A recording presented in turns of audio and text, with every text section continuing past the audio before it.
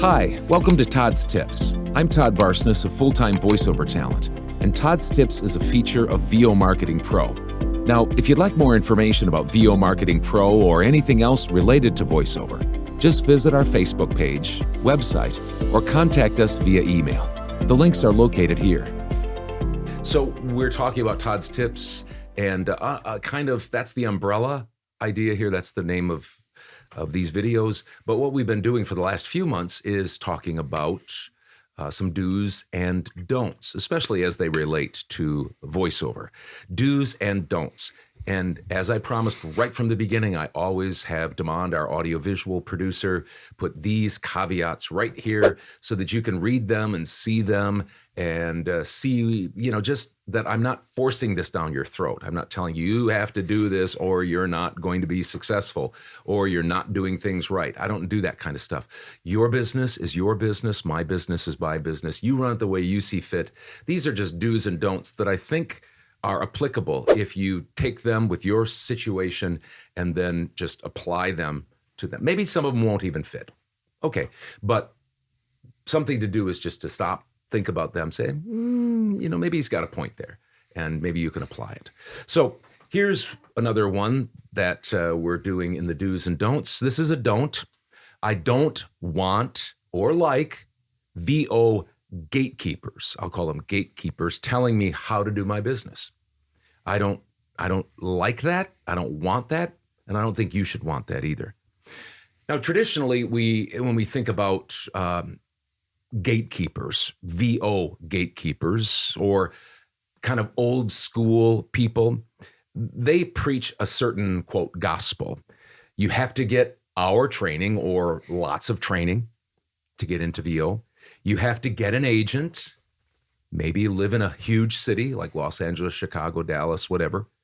You have to have our pro demos or someone we approve of, and you have to charge union rates, SAG-AFTRA, or GVAA rates, or rates that we at least okay.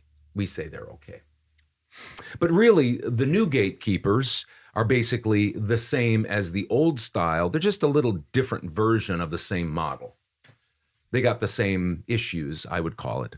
Gatekeepers say nowadays, with kind of the new technology and the way voiceover is nowadays, you can't work on freelance sites like Fiverr and Upwork and make any money. They call it hamburger money. You're just making hamburger money. You are just doing a hobby. In other words, you're not a pro. You're not a full-time pro. You can't do that if you're on Upwork or Fiverr. Or you can't be well thought of in the industry, especially by the cool kids, the in-group. Here's some other things that gatekeepers, the new gatekeepers, think and say. You must charge acceptable industry rates, or you are selfish and you're not helping the voiceover industry. Some even resort to name-calling and intimidating.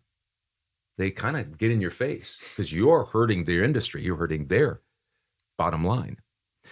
Here's another thing they say. You can't use pay-to-plays or certain pay-to-plays. Of course, they'll tell you which pay-to-plays you can use and which ones are evil and you can't. And lastly, you must take their training courses, follow their podcasts, go to their conferences, or you can't be a real VO talent. You're kind of a rogue VO talent, just kind of a pretend, or somebody that's out there doing things that are negative and evil and wicked and hurting the VO industry. Now, just understand, I'm all for doing business right. But who are they? Who has a corner on the market of doing things right? I know there are things that are illegal. I don't do those. And certainly unethical in a real sense by just any standard. But these VO gatekeepers think they're right. I'm not so sure. I think I do a pretty good business. I have a pretty good business. And if these gatekeepers can prove to me that they can do as good or better than me, then I don't have a problem learning from anybody. And I learn things from them. But my point being is I don't want or like people, anybody, but especially I'll call them gatekeepers telling me how to run my business. And you shouldn't either. There you go. There you have it. That's my tip for today. Shout out to all the gatekeepers out there. Yeah. Those are just things, like you said, that you just don't know how somebody could ever make it in voiceover if they didn't go that way. It's a free market. Things change with technology. And to be doing it the old way or their way seems to be outdated. And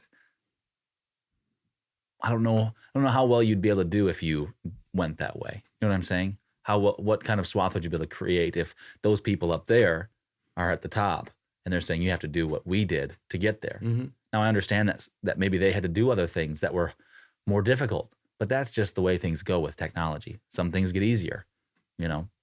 Yeah. So I don't got know, to adapt. I don't know about these analogies. I've heard people use them, you know, like, does anybody who's a gatekeeper for VO and wants the standards to be high use Uber?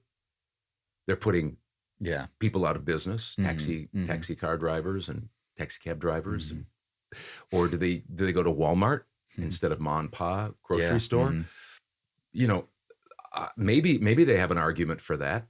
Probably do. They probably thought about those things. For me, that's kind of the same. It's apples and apples. You say, boy, I don't want to do this and I don't want to do that to the VO industry, yet you do it to other industries. So I don't know. Is that selfish, or is it more just that's how technology to adapt and stuff, that's how things happen. They just do. Are we still in horse and buggy, or are we driving cars and mass transit and stuff like that? So those are things that people can argue about, you can talk about. The point being is and this is the bottom line. Is if you want to be successful in business, and I count success as making money because you're providing a good product and you're servicing them and they're coming back, then show me that. Show me that you're doing as well or better than I am, then I'm all for hearing and learning. I want to hear and want to learn. I want to do better. But that's not that we don't see eye to eye on that. So, well, thank you. Thanks a lot for joining me for Todd's Tips. And if you'd like more information about VO Marketing Pro or anything else related to VO, the links are listed here.